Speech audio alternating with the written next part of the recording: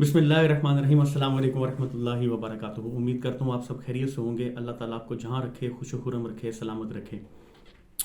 जब आप एक मुख्तलिफ़ तरह के मल्टी कल्चरल मुल्क में रहते हैं, सोसाइटी में रहते हैं, तो आपको बहुत कुछ सीखने को मिलता है।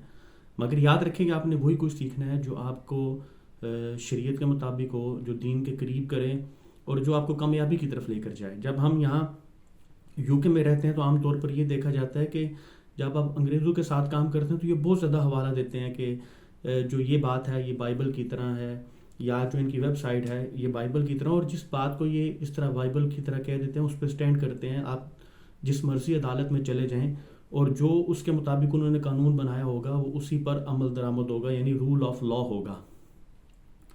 तो जब मेरे भी जहन से ये बात मुख्तलिफ बार गुजरी तो हमने भी यही देखा कि किस कदर इनका ये अपना बिलीव है, किस कदर अपना ईमान है। और इसी तरह हम भी ईमान रखते हैं अपने कुरान पाक पर, मगर हम अपने कुरान पाक से कितना दूर हो चुके हैं। हालांकि हम भी तौरात, ज़बूर, इंजील, कुरान मजीद जो 4 इल्हामी किताबें हैं इन पर ईमान रखते हैं। और कुरान पाक पर हमारा जो ईमान है, कुरान पाक में सब कुछ बता दिया गया, ज़िंदगी गुजारने के असूल, कामयाब होने के असूल, ज़िंदगी को कैसे गुजारना है, ज़िंदगी का कितना हिस्सा दुनिया का, आखिरत का कितना हिस्सा, मगर हम इससे कितना दूर होते चले गए। तो हर इंसान कामयाबी चाहता है, मगर कामयाबी का रास्ता कुरान पाक में बताया गया, मगर हम कुरान पाक से बहुत दूर हैं। हम मुख्तलिफ़ तरह के लोगों के पास जाते हैं, मुख्तलिफ़ तरह के कामयाब लोगों के पास जाते हैं, उनसे सीखने की कोशिश करते हैं, दानश्वरों के पास जाते हैं, मगर सबसे बड़ी दानशमंदी की, इल्म हिकमत की किताब कुरान पाक, हम उससे दूर हैं। आज ये नियत कर लीजिए कि कुरान पाक, और ये ज़हन बना लीजिए, ईमान बना लीजिए कि जो कुरान पाक में लिखा गया हरफ बहरफ सही है, और हमारा ईमान भी है इस पर, इसमें से कोई शक नहीं है।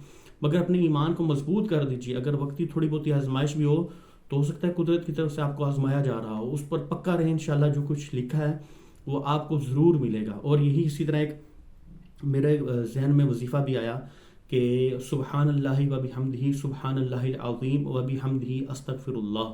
100 बार जो बंदा ये पढ़ता है तो ज़रूर कामयाब होगा। कुछ जगह ये कहा गया कि 100 मरतबा इसको पढ़ें, और कुछ ये सुनने में आया कि फजर की सुन्नतों के बाद इसको और फ़र्ज़ों के दरमियान में इसको पढ़ें। इंशाल्लाह इसकी बहुत बरकतें हैं। अपने विजन को बड़ा करें, अपनी सोच को बड़ा करें। ग़ालिबन इमाम हज़रत रूमी के बारे में सुना गया कि उन्होंने फरमाया जब आपको पर दिए गए तो रिंगते क्यों हो।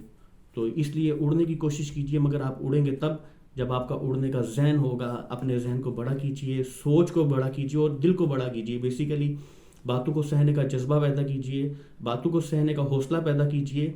आप अगर दुनियावी मसाइल में अटक गए तो आप ये समझे कि अपनी ज़िंदगी का बहुत बड़ा हिस्सा इन्हीं उलझनों में गुजार देंगे। इन उलझनों से बाहर निकलिए, अपनी मंजिल को देखिए, अपने गोल को देखिए और इसी तरह बढ़ते जाइए। इसी बात के साथ इजाज़त दीजिए, फिर हाज़िर होंगे। अस्सलामु अलैकुम वरहमतुल्लाहि वबरकातुहू।